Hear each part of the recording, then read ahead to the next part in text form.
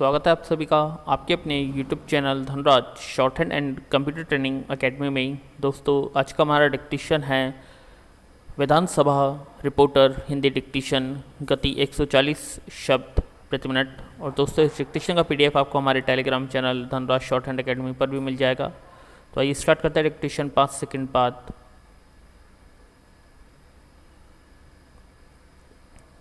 Start. महोदय, संविधान के अंतर्गत केंद्र इन राज्यों को निर्देश दे सकता है कि वह अपने साधनों के अंतर्गत अपने खर्च को चलाएं। केंद्र के कर्जे पर उन्हें निर्भर नहीं रहना चाहिए। विशेष परिस्थितियों में कर्जा दिया जा सकता है, लेकिन कर्जा लेकर ही अपना काम चलाना यह उनका स्वभाव नहीं बनना चाहिए। अपवाद रूप में कर्जा लेकर वह किसी विशेष परिस्थिति का सामना करने के लिए ही प्रस्तुत हो तो उसका विरोध नहीं किया जा सकता। पैरा। दूसरी बात यह है कि देश में सादगी और संपत्ति को उड़ाने के बजाय उसे उत्पादक कार्यों में लगाने का वातावरण बनाना चाहिए। मैं नहीं जानता वित्त मंत्री महोदय इससे कहाँ तक सहमत होंगे, लेकिन आज देश में समाजवाद की चर्चा बहुत होती है। लोगों का समाजवाद की ओर देखने का दृष्टिकोण विकृत हो गया है। लोग हमें क्या मिलता है इस ओर ज़्यादा ध्यान देते हैं, हम कितना खर्च करते हैं इस ओर ध्यान नहीं देते हैं। समाजवाद बिना संपत्ति की अभिवृद्धि किए और बिना उसके समान वितरण के नहीं आ सकता। पैरा। उपाध्यक्ष महोदय, यदि आप आज्ञा दें तो मैं अपने विचार इस सदन के सामने रखना चाहता हूँ। मेरा विषय देश में प्रचलित भिन्न भिन्न प्रकार की शिक्षा नीति से संबंधित होगा। आज शिक्षा हर नागरिक की चर्चा का विषय बना हुआ है। सरकार ने देश के शिक्षा ढांचे में जो परिवर्तन लाने का प्रयत्न किया है, क्या यह सचमुच देश की आवश्यकताओं को शिक्षा क्षेत्र में पूरा करेगा?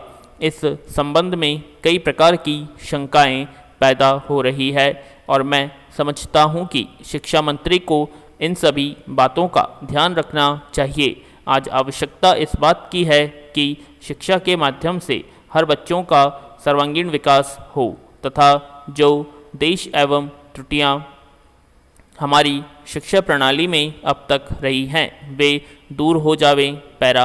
श्रीमान, जहाँ तक इस बारे में जो निष्कर्ष निकला है वह यही है कि शिक्षा शास्त्रियों का अभी तक इन परिवर्तनों में एक मत नहीं है। इसलिए इस स्थिति नई शिक्षा प्रणाली को लागू करना बच्चों के जीवन से खिलवाड़ करने के समान होगा।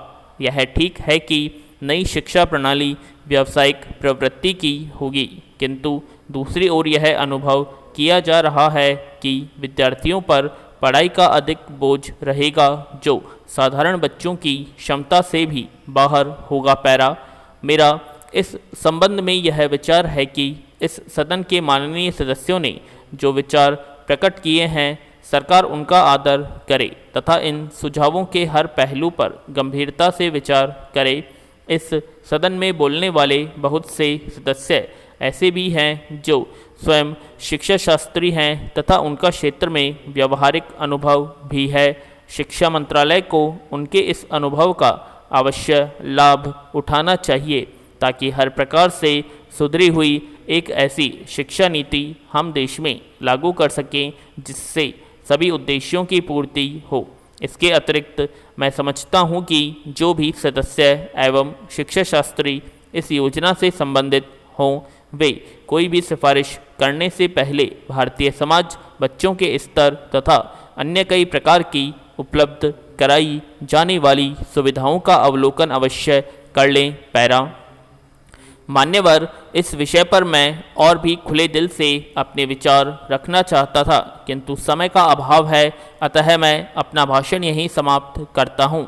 इन शब्दों के साथ मैं यह कहूँगा कि आपने मुझे जो बोलने का अवसर प्रदान किया उसके लिए मैं आपका आभारी हूँ। पैरा। अध्यक्ष महोदय, मैं राष्ट्रपति जी के भाषण पर धन्यवाद के प्रस्ताव का समर्थन करने के लिए खड़ा हुआ हूँ, किंतु बहुत बात ऐसी है जो उनके भाषण में नहीं आई है। यह बातें आ भी नहीं सकती थी क्योंकि समय का अत्यंत अभाव था। इस संबंध में मैं भी बहुत कुछ कहना चाहता हूँ, किंतु समय का अभाव मेरे पास भी है।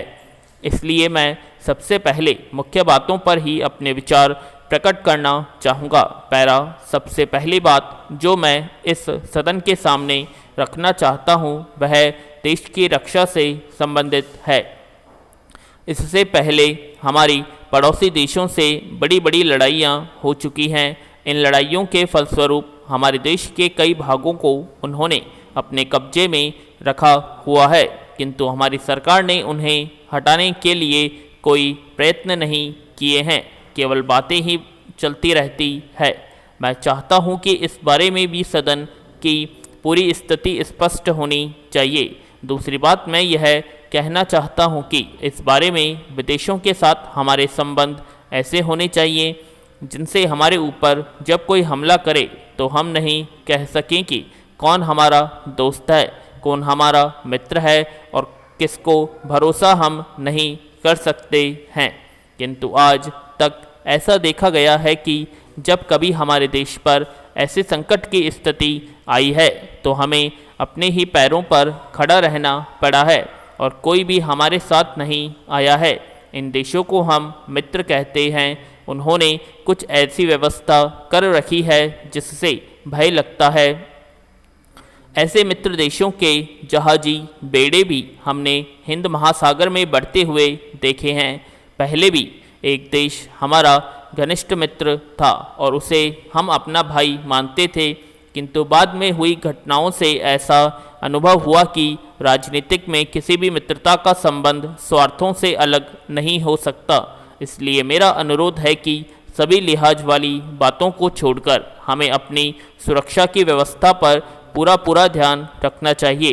पैरा, इसके अतिरिक्त मैं यह भी कहना चाहता हूँ कि हमें अपनी नीति को बनाए रखना चाहिए तथा छोटे बड़े सभी देशों के साथ अपने संबंध मैत्रीपूर्ण रखने चाहिए।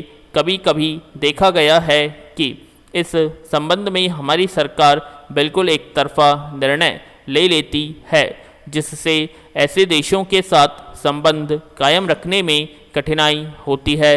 पैरा, मान्यवर, जिस विषय पर चर्चा हो रही है उस विषय का हमारे देश के जनजीवन से, हमारे देश के लोकतंत्र से और हमारे देश की कानून व्यवस्था से सीधा संबंध है।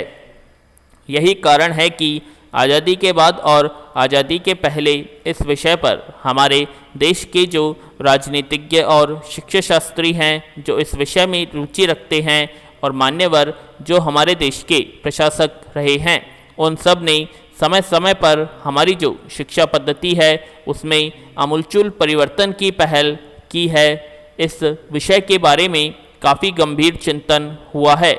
आज भी अगर हम इस स्थिति पर विचार करें कि हमारे देश में शिक्षा पद्धति का क्या प्रभाव है, तो हम देखते हैं कि चारों ओर हमारे जितने भी विश्वविद्यालय हैं वे बंद हैं। सब जगह झगड़े हो रहे हैं, यहाँ तक कि विश्वविद्यालयों में हिंसा और नाना प्रकार के झगड़े फैल रहे हैं और ऐसा लगता है कि ये शिक्षा के मंदिर नहीं हैं बल्कि हिंसा और उपद्रव के स्थान पर बनाए गए हैं। मैं नहीं मानता हूँ कि इसमें विद्यार्थियों की गलती है या हमारी शिक्षा पद्धति का दोष है। इस प्रकार की शिक्षा पद्धति में सुधार होना चाहिए। इस प्रकार की व्यवस्था हमारे देश के हित में नहीं हो सकती और उसी का कारण यह है कि शिक्षा पद्धति में परिवर्तन के बारे में हमारे यहाँ गंभीर चिंतन हो रहा है। वर्तमान शिक्षा पद्धति अंग्रेजी राज्य की देन है। लॉर्ड मैकाले ने हमारे देश में जिस प्रणाली को चालू किया था उसी का थोड़ा बहुत रूप आज भी मौजूद है। 1968 में पिछले शासन ने शिक्षा की एक राष्ट्रीय नीति की घोषणा की थी और यह निश्चय किया था कि उसमें समय समय पर सुधार और परिवर्तन होता रहेगा। आज यह मांग बड़े जोरों से है कि हमारी एक निश्चित राष्ट्रीय नीति शिक्षा के संबंध में होनी चाहिए। राष्ट्रीय नीति की घोषणा होनी जरूरी है। मैं यह कहना चाहूँगा कि राष्ट्रीय नीति की घोषणा होने के पहले उसका सीधा संबंध जिन लोगों से है जिनका जिक्र मैंने ऊपर भी किया है, संसद और शिक्षा से संबंधित क्षेत्र के लोग हैं, उनके विचारों को सुनने के पश्चात ही इस पद्धति को लागू करना चाहिए, क्योंकि शिक्षा पद्धति एक नाजुक विषय है और इसमें सुधार करने की काफ़ी गुंजाइश है। सुधार के परिणाम अच्छे निकलने चाहिए, इसलिए बहुत सोच समझकर नीति निर्धारित की जानी चाहिए। पैरा, सभापति महोदय, यह मामूली बात नहीं है। आप इस बिल को शुरू से आखिर तक पढ़ जाएं तो साफ मालूम होता है कि किसी खास आदमी के लिए, खास समाज के लिए, खास गुट के लिए यह कानून बन रहा है। इसमें कहा गया है कि जहाज उद्योग को भी कर्जा दिया जाए, पहले नहीं दिया जाता था। पूर्णविराम। फ्रेंड्स, यह थी हमारी आज की विधानसभा रिपोर्टर की हिंदी डिक्टेशन 140 शब्द प्रति मिनट की गति से। आशा करते हैं आप सभी को डिक्टेशन पसंद आई होगी, तो प्लीज़ कमेंट बॉक्स में कमेंट करें। और अब तक आपने हमारे चैनल को सब्सक्राइब नहीं किया, सब्सक्राइब करें और वीडियो को ज़्यादा लाइक करें, शेयर करें। धन्यवाद।